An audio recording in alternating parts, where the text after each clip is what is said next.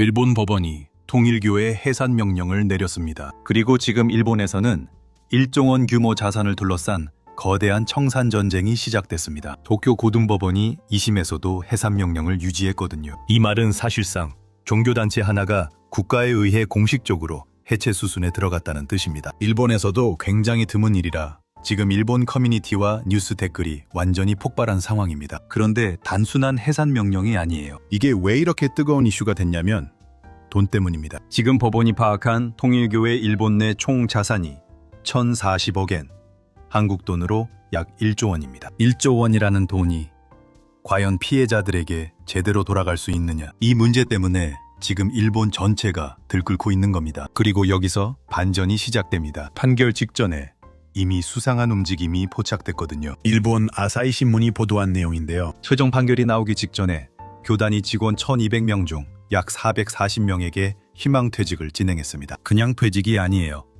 여기에 수백억 원 규모의 퇴직금 지급하기로 했다는 겁니다. 이 소식이 나오자마자 야후 재팬 댓글창이 완전히 뒤집혔어요. 좋아요가 13,000개 이상 달린 베스트 댓글이 이거였습니다. 이거 봐라.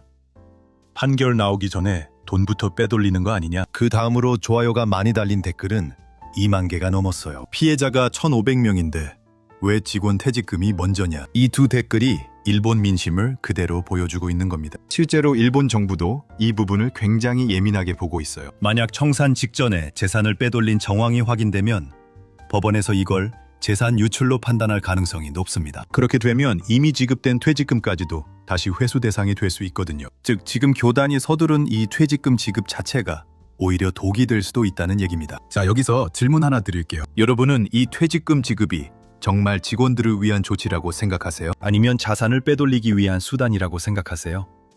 댓글로 의견 남겨주세요. 그럼 이제 피해 규모 얘기를 해야 되는데요. 여기서 진짜 반전 포인트 두 번째가 나옵니다. 지금까지 공식적으로 확인된 고액 헌금 피해자는 약 1,500명입니다. 피해 금액은 최소 200억엔 이상으로 알려져 있어요. 그런데 일본 언론이 하나같이 이렇게 말합니다. 실제 피해자는 훨씬 더 많을 가능성이 높다. 왜냐하면 일본에서는 가족이 대신 신고하거나 사회적 낙인 때문에 본인이 직접 신고하지 않은 사례도 굉장히 많다는 거예요. 그래서 야후 재팬 댓글창에는 이런 글도 올라왔습니다. 우리 친척도 통일교 때문에 집을 팔았다. 또 다른 댓글은 이렇게 말해요. 일본 정치가 이 문제를 몇십 년 동안 방치했다. 이 댓글들이 단순히 분노가 아니라 일본 사회 깊숙이 박혀있는 오래된 상처를 건드린 거라는 걸 알 수 있죠. 그런데 이 사건이 왜 이 시점에 터진 건지 그 배경을 모르면 제대로 이해가 안 됩니다. 사실 이 모든 것의 시작은 2022년입니다. 일본 전 총리 아베 신조가 총격 사건으로 사망했잖아요. 그런데 범인의 동기를 파고들었더니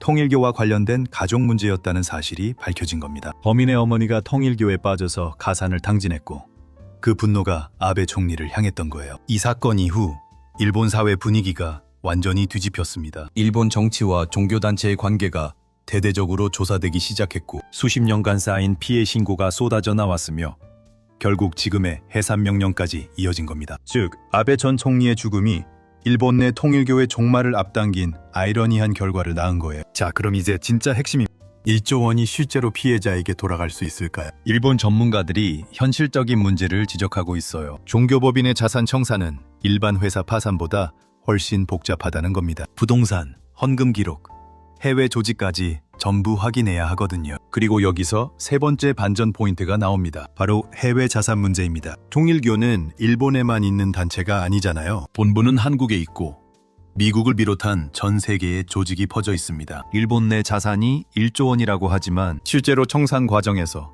얼마가 일본 피해자들에게 돌아올지는 아무도 장담하지 못하는 상황입니다. 일본 법원이 관할할 수 있는 건 어디까지나 일본 내 자산에 한정되거든요. 그래서 일본 온라인 커뮤니티에서는 이런 냉소적인 댓글도 나오고 있어요. 결국 돈은 이미 다 빠져나가고 피해자들만 남는 거 아니냐. 또 다른 댓글은 이렇게 말합니다. 법원이 움직이는 속도보다 자산이 빠져나가는 속도가 더 빠르다. 한국 분들이 이 뉴스를 보실 때 또 하나 주목해야 할 부분이 있어요. 바로 한일 관계 문제입니다. 통일교의 본부는 원래 한국에서 시작된 종교단체입니다. 그리고 일본 내 수십 년간의 피해가 알려지면서 일본에서는 왜 한국 단체가 일본인들을 이렇게 오래 착취했냐는 감정도 일부 섞여 있거든요. 실제로 일본 온라인에서는 이런 반응도 있습니다. 일본이 이제야 움직였다. 그 말 속에 담긴 뉘앙스가 단순하지 않아요. 물론 대부분의 댓글은 이렇습니다. 종교의 자유는 존중하지만 사기는 범죄다. 또 다른 댓글은 이렇게 딱 잘라 말해요. 이건 종교 문제가 아니라 돈 문제다. 그럼 지금 교단은 어떤 상황일까요? 교단 측은 강하게 반발하고 있어요. 가정연합 관계자는 이렇게 말했습니다. 많은 신자들이 앞으로 어떻게 신앙을 계속해야 할지 불안해하고 있다. 그리고 아직 법적으로 마지막 카드가 하나 남아 있습니다. 바로 최고재판소,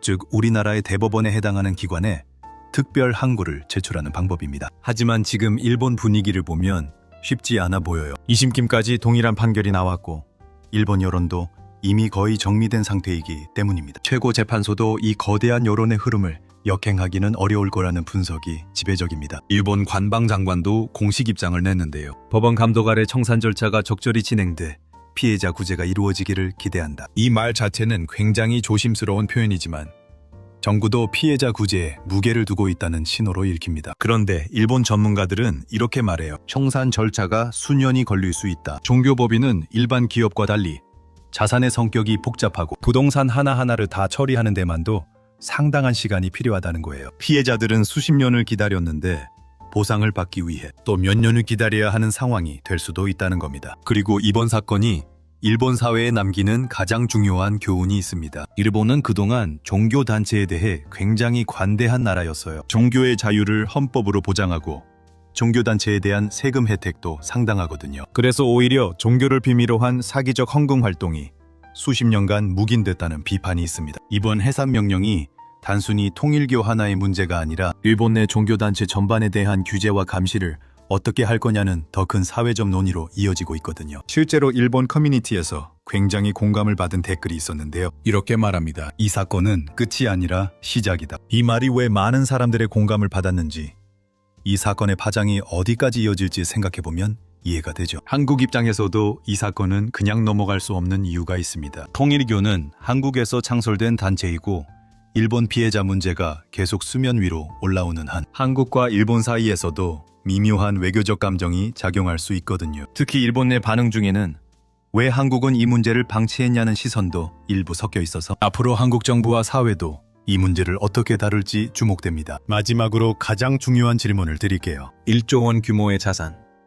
실제로 피해자 1,500명에게 제대로 돌아갈 수 있을까요? 수백억 원의 퇴직금이 이미 지급됐고 해외 자산은 일본 법원이 손댈 수 없으며 청산 절차는 수년이 걸릴 수 있습니다. 이 상황에서 진짜 피해자들이 받을 수 있는 돈이 얼마나 들지 여러분은 어떻게 생각하세요? 댓글로 여러분의 솔직한 생각 남겨주세요. 또 이런 일본 현지 분위기와 한국인이 꼭 알아야 할 이슈들 계속 빠르게 전해드릴 테니까 구독과 좋아요 부탁드립니다. 다음 영상에서는 일본에서 지금 조용히 커지고 있는 또 다른 사회 이슈도 바로 전해드리겠습니다.